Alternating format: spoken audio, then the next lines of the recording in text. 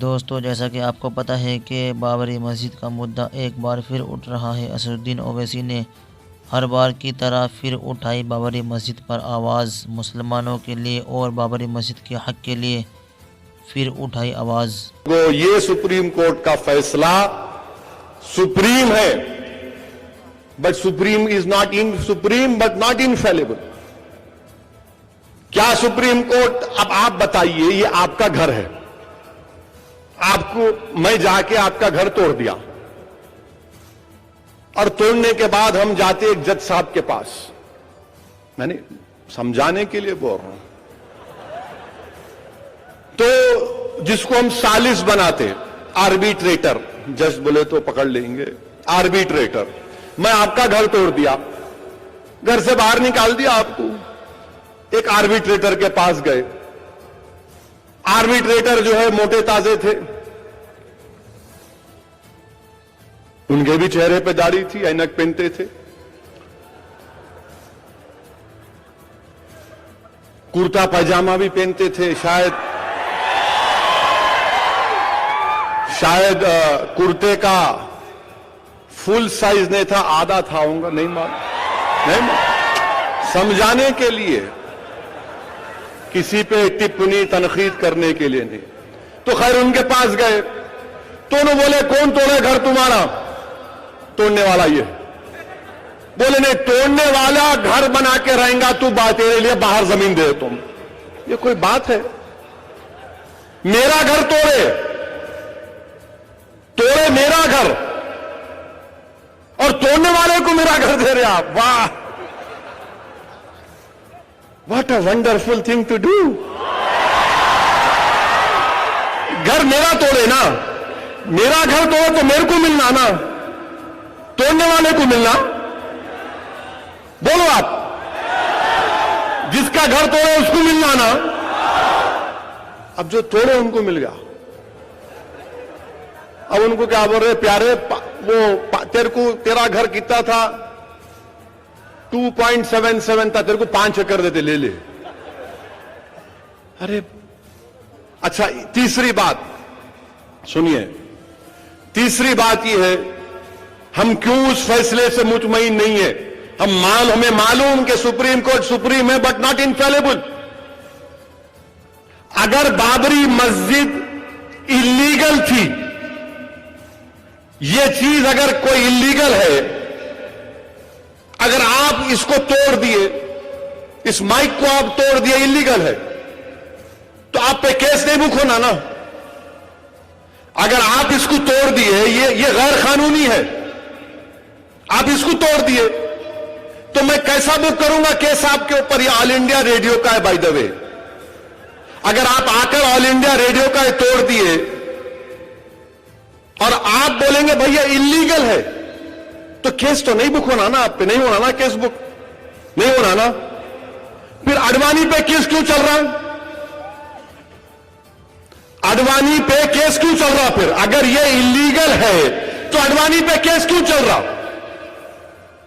और अगर ये लीगल है तो फिर अडवाणी को क्यों मिल रही जमीन? वो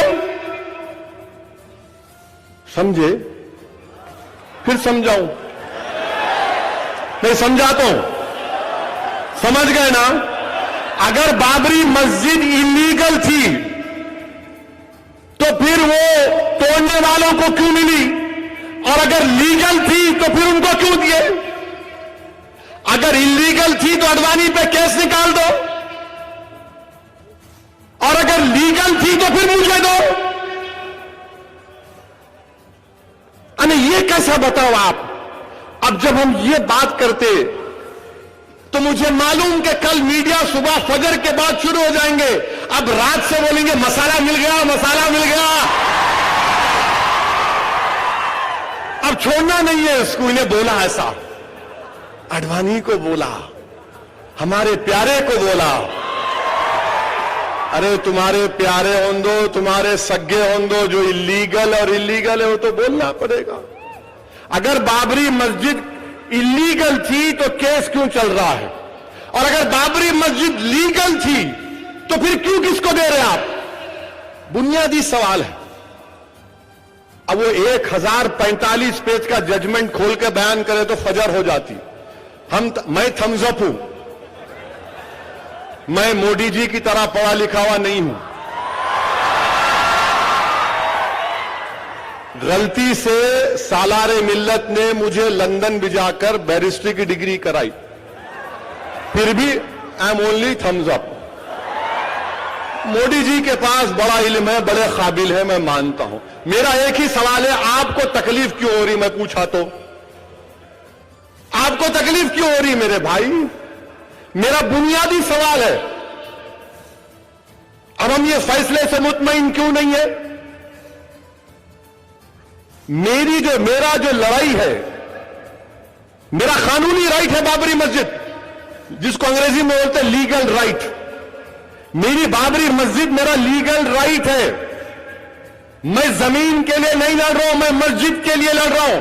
और उलमाए किराम ने बता दिया, हसन फारूकी ने अपनी तकरीर में कहा, उलमाए किराम ने कहा कि मस्जिद तहत सूरा से लेकर मस्जिद ही होती है। और मस्जिद जब कयामत आएगी तो अल्लाह सुब्हाना व तआला मस्जिदों दुनिया की मसाजिद को उठाकर जन्नत में रखेगा। उलमा है, पूछ लो आप। सब चीज तबाह हो जाएगी जब सूर फूंका जाएगा सिवाय मस्जिदों के। मस्जिद अल्लाह की है। और आज जो लोग मुझे फोन करके बोल रहे हैं कि तुम्हारी ये बात सुन के बड़ी तकलीफ हुई, क्यों तुम नहीं मान लेते इस बात को? मैंने कहा मिस्टर, आप बहुत पढ़े लिखे हैं, आप काबिल हैं। मस्जिद क्या आपके अब्बा के जहेज में आई थी क्या? नहीं आई थी। मस्जिद अल्लाह की है, अल्लाह की रहेगी। नहीं, क्या होता, क्या होता, क्या नहीं होता? अगर ये आर्ग्यूमेंट को मान लेंगे तो फिर मस्जिद अक्सा भी छोड़ दो, मस्जिद अक्सा भी छोड़ दो ना भाई। 70 साल से लड़ रहे हैं मस्जिद अक्सा के लिए, छोड़ दो बोलो। और याद रखो, आप 5 एकड़ दिए, मैं बड़ी इज्जत से कह रहा हूं, मुसलमान हिंदुस्तान में गरीब है। दलितों के बाद सबसे ज्यादा हमारी कम आमदनी है। मुल्क में एक आम हिंदुस्तानी 10,000 रुपए महीने को कमाता, तो हम लोग 8-9 हजार भी नहीं कमाते। बेरोजगारी है, किराए के घर में रहते हैं, जेलों में हम भरे हुए हैं अंडर ट्रायल के तौर पर। हमारे महल्ले जात में तरक्की नहीं होती, स्कूल नहीं खोले जाते, पुलिस स्टेशन खोले जाते, अस्पताल नहीं खोले जाते, जुए और शराब खाने खोले जाते। इन तमाम के बावजूद भी अगर मैं हिंदुस्तान का सबसे गरीब इलाका है सीमांचल के पास सीमांचल में चला जाऊं और किशनगंज से अरारिया तक मैं सीमांचल की आवाम से भीख मांगू कि मेरी झोली पैसों से भर दो, मुझे उत्तर प्रदेश में 5 एकड़ जमीन खरीद कर अल्लाह की मस्जिद बनाना है, तो खुदा की कसम 48 घंटे में इतने पैसे जमा हो जाएंगे। हमारी लड़ाई जमीन की नहीं थी, हमारी तौहीन की जा रही है जमीन देकर। हमारी लड़ाई मस्जिद की थी, लीगल राइट की थी। हमको भीख में नहीं चाहिए कोई चीज, हमको हमारा हक है तो दो। हमको भिखारी समझकर मत देखो। हम हिंदुस्तान के बाइज्जत शहरी हैं। हम कोई किराएदार नहीं है, हम कोई फकीर नहीं है, भिखारी नहीं है कि तुम्हारे फेंके हुए टुकड़ों पर जिंदा रहेंगे। हम लड़ाई लीगल राइट की है। इसीलिए all India Muslim personal law board के जिम्मेदारों ने कहा कि हम मुतमईन नहीं है। बिल्कुल सही बात। अब आपको बड़ी तकलीफ कि सब लोग राजी हो गए, ये लोग कौन हैं? तो याद रखो, हम लोग दीवाने हैं, पागल हैं। और जब दीवाने पागलों को अक्लमंद की बात समझ में नहीं आती जो अक्लमंद हैं वो मोदी जी मोदी जी मोदी जी कर रहे हैं, और जो दीवाने पागल हैं वो मस्जिद मस्जिद कर रहे हैं। अब आपको फैसला करना है। हम तो all India Muslim personal law board के साथ हैं और रहेंगे इंशाअल्लाह। और मैं दारुस्सलाम के इस तारीखी डाइस से वो जो तमाम वकला हैं जिन्होंने इस केस में बड़ी मेहनत की, खास तौर से जनाब धवन साहब 80 साल के ज़ईफ हैं, इस शख्स ने घंटों सुप्रीम कोर्ट में ठहरकर बाबरी मस्जिद की बाजियाबी के लिए बहस की। नाफडे साहब हैं, मोहतरमा मीनाक्षी साहिबा हैं, सैयद शकील साहब हैं, एमआर शमशाद साहब हैं, कई वकला हैं जिन्होंने रात भर बैठकर तैयारी की। और ये बड़ी नाइंसाफी होगी अगर मैं ज़फरयाब जिलानी साहब का नाम ना लूं। मैंने अपनी आंखों से देखा कि ज़फरयाब जिलानी साहब रात में देखता था तो पढ़ रहे हैं। मैंने कहा जिलानी साहब, बोले नहीं तैयारी में लग गया था। मेरे भाई, अल्लाह इन लोगों को सलामत रखे। हमारे पास अल्फाज नहीं है कि हम धवन साहब का कैसा शुक्रिया अदा करें। मेरे अजीज दोस्तों और बुजुर्गों, इस पुराशु दौर में धवन साहब का एक केस लेना और उसको लड़ना, यह खुद बहुत बड़ी बात है। कपिल सिब्बल साहब ने भी खिदमत अंजाम दी, मगर कांग्रेस पार्टी ने उनको रोक दिया। धवन साहब एक केस लड़े, हम उनके शुक्रगुजार हैं, उन तमाम वकलाओं के। All India Muslim personal law board के जिम्मेदारों का शुक्रिया अदा करते हैं। और सही कहा यहां पर किसी ने कि सुप्रीम कोर्ट का सुप्रीम फैसला है, आखिरी कोर्ट है, मानना पड़ेगा। मगर कम से कम कोई हम पर इल्जाम तो नहीं लगा सकता कि हमने वो जमीन किसी को दे दी, किसी के हवाले कर दी कि बना लो तुम। क्यों लड़ना है मस्जिद के लिए?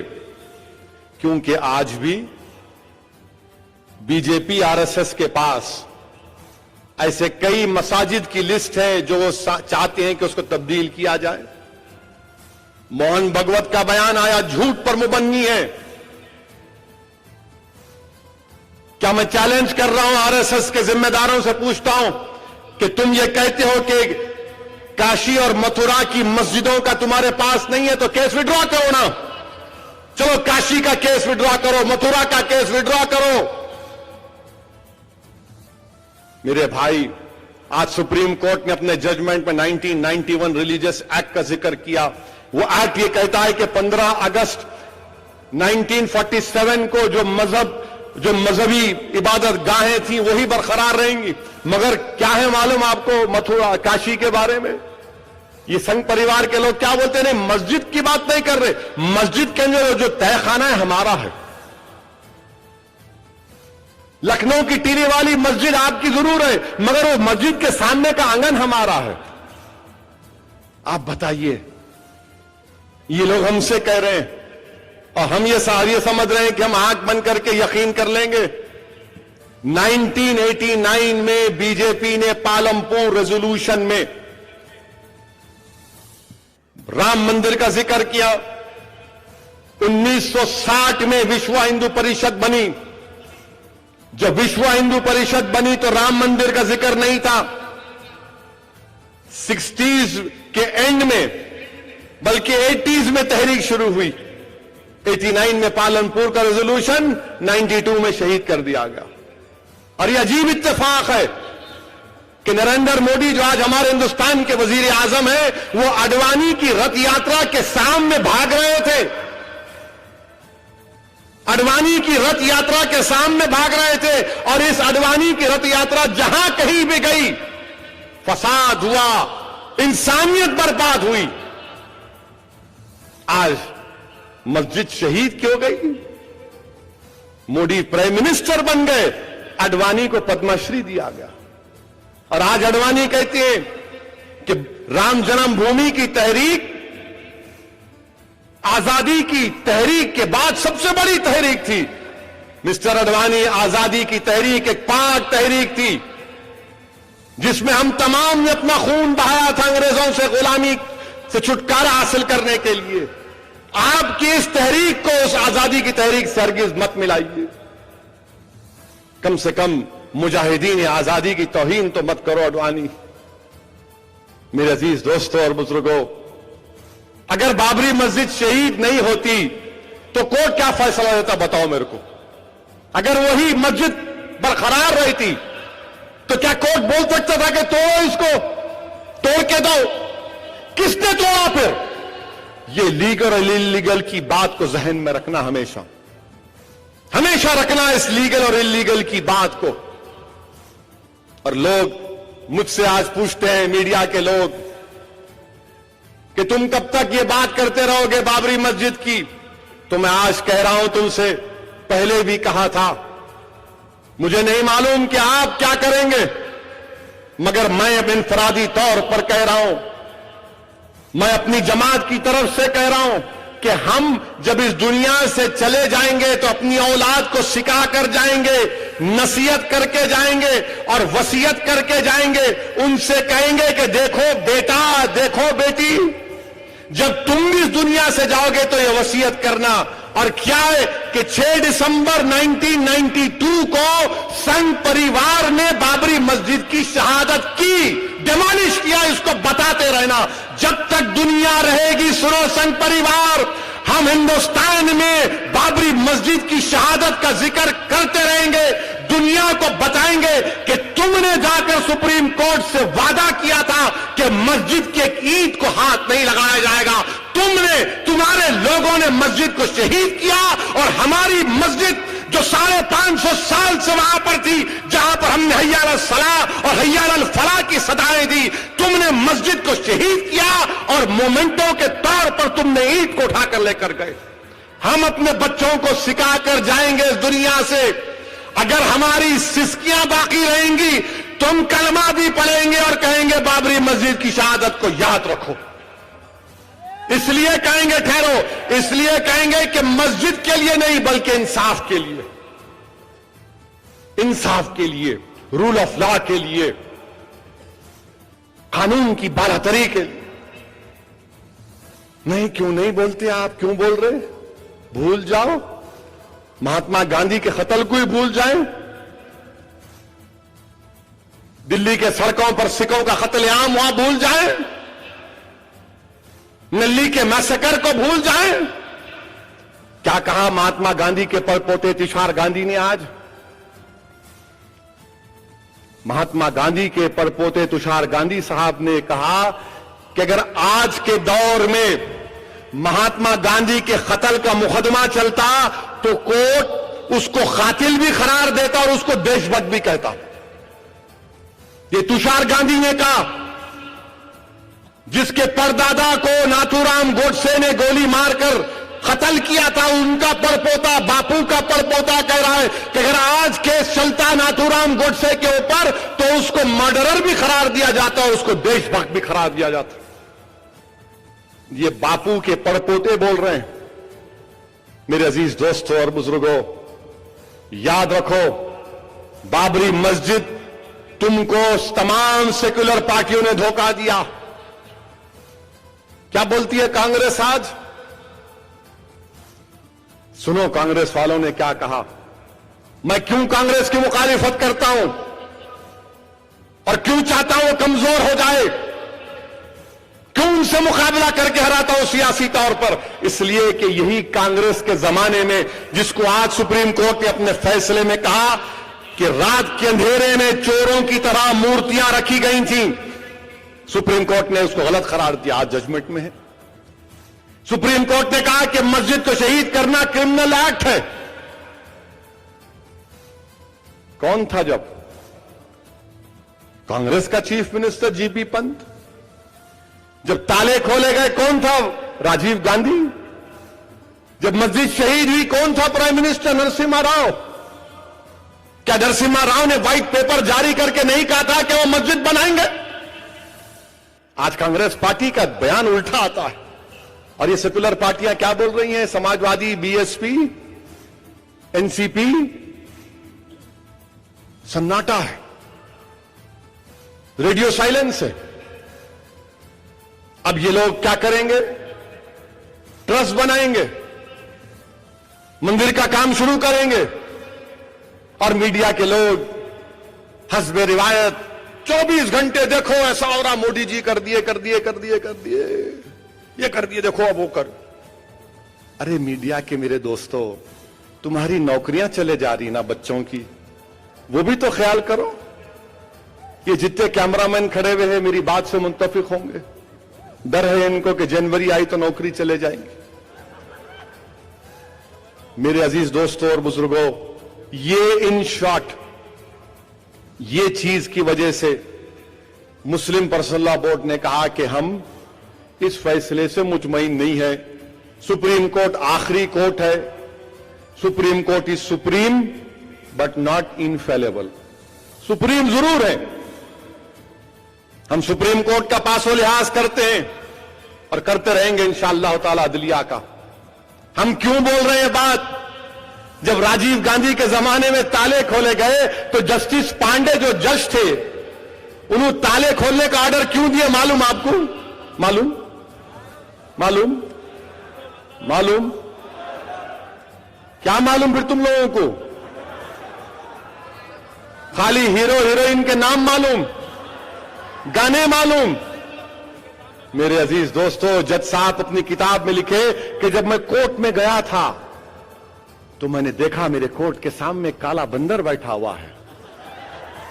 नहीं, मैं सही कह रहा हूं, काला बंदर बैठा हुआ है और कोर्ट के झंडे को पकड़ के बैठा हुआ है। लोग जाके उसको बोल रहे अखरोट खा, उन्हें बोल रहा बादाम खा, नो।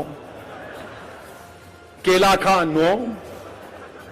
अच्छा, जब बंदर को खिलाते ना तो जो बंदरों के स्पेशलिस्ट है वो बोलते हैं कि जब आप उनको खिलाते तो बंदर इंसान को कमतर समझता, इसलिए बोलता ले ला। ये लोग जाके खिला रहे थे, नहीं तो जज साहब ऑर्डर दिए, वही बंदर उनके घर में आंगन में उनके बैठा हुआ है। तो जज साहब बोल रहे, मैं उसको देख के झुक के हाथ जोड़ के बोला प्रभु की कृपा हो गई। नहीं, अपनी किताब में लिखे, वो अपनी किताब में लिख रहे हैं पांडे साहब। ये इंसाफ है क्या? बंदर को देखकर समझ रहे हैं कि खुदा की तरफ से इशारा मिल गया? अगर कल रात में, आज रात में जाकर सो जाऊंगा और सुबह में उठने से पहले मेरे ख्वाब में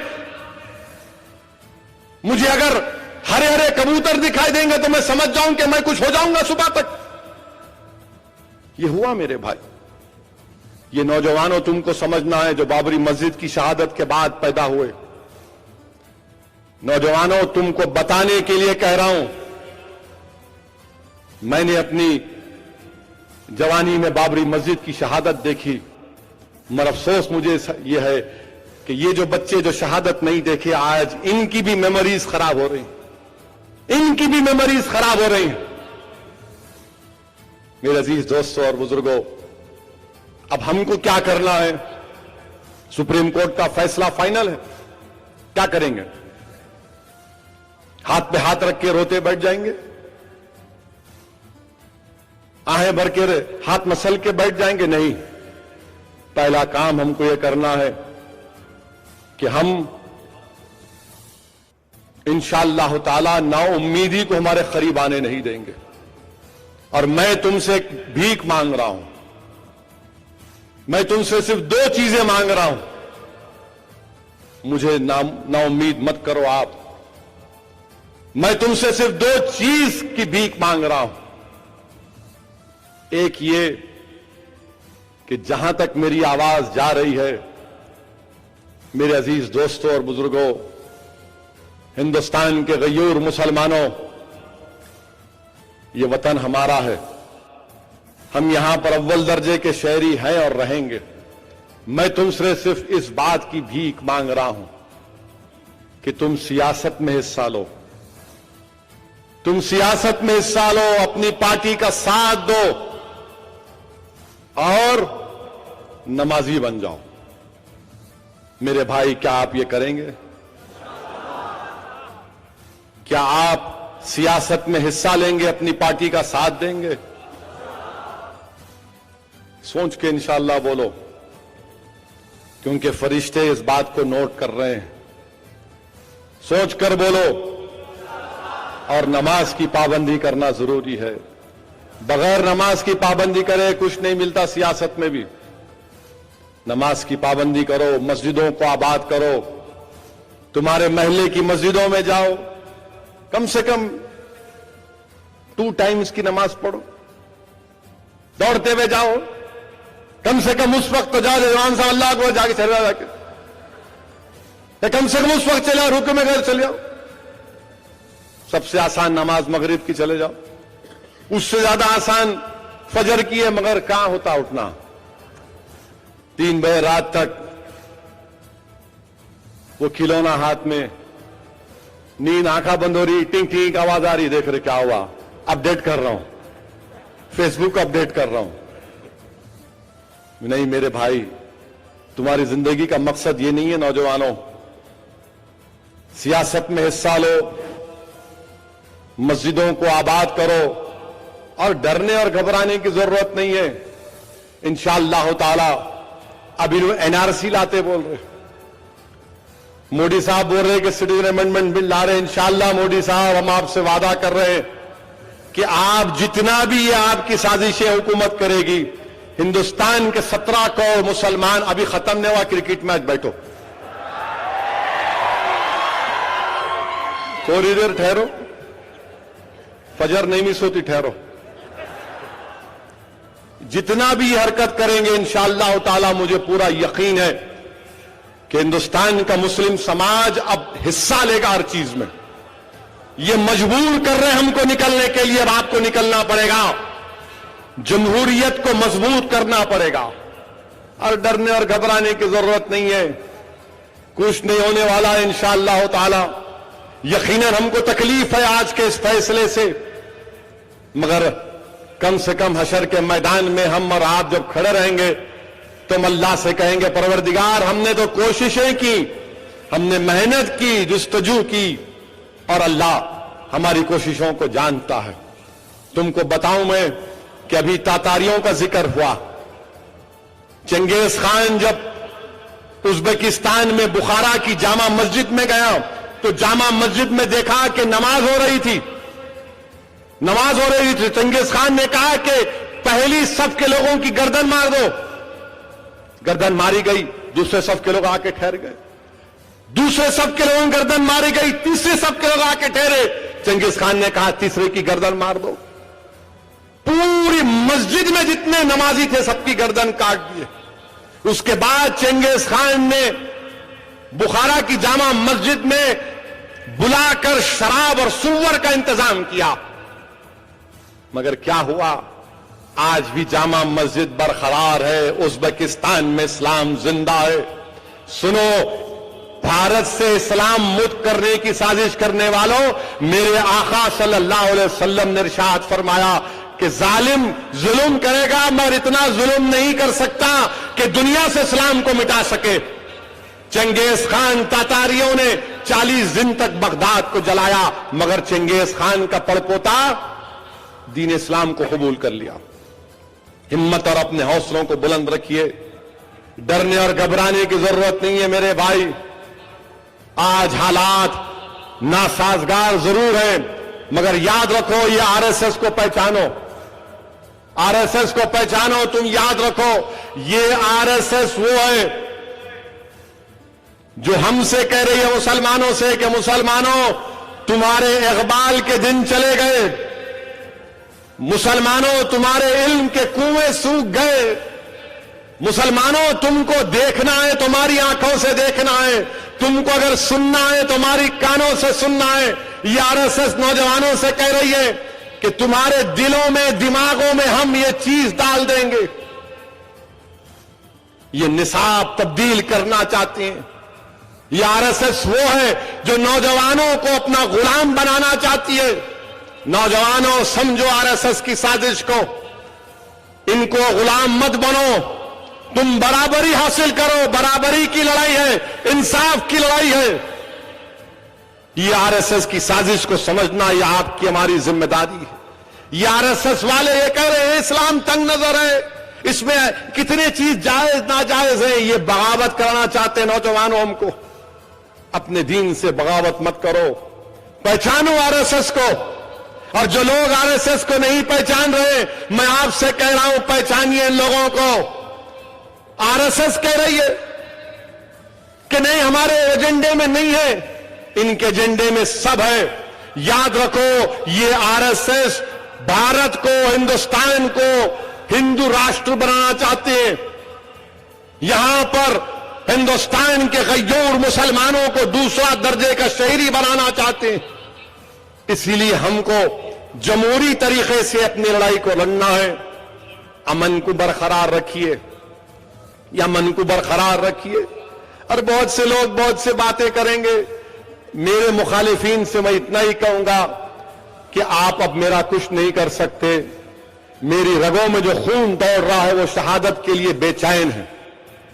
मैं शहादत के लिए बेचैन है। तुम खत्म करना चाह रहे खत्म कर लो, मगर याद रखो जो यहां से आवाज उठेगी इंशाअल्लाह ताला वो पूरे हिंदुस्तान में आवाज गूंजेगी। और मेरी अल्लाह से दुआ है कि अल्लाह सुब्हानहू ताला नबी करीम सल्लल्लाहु अलैहि वसल्लम के सदक़े तुफैल में अल्लाह हमको इन हालात से बचाए। परवरदिगार हमको इन जालिमों के जुल्म से बचाए। अल्लाह इस मुल्क को, जिसको रसूल अल्लाह सल्लल्लाहु अलैहि वसल्लम ने फरमाया था कि मुझे हिंद से खुशबू आती है, अल्लाह यहां पर अमन को कायम कर दे। अल्लाह यहां पर अमन को मजबूत कर दे। अल्लाह जालिमों के जुल्म का खात्मा कर दे। मेरे नौजवानों, दीन पर चलो और फख्र से चलो। वाखिर दावान अल्हम्दुलिल्लाहि रब्बिल आलमीन।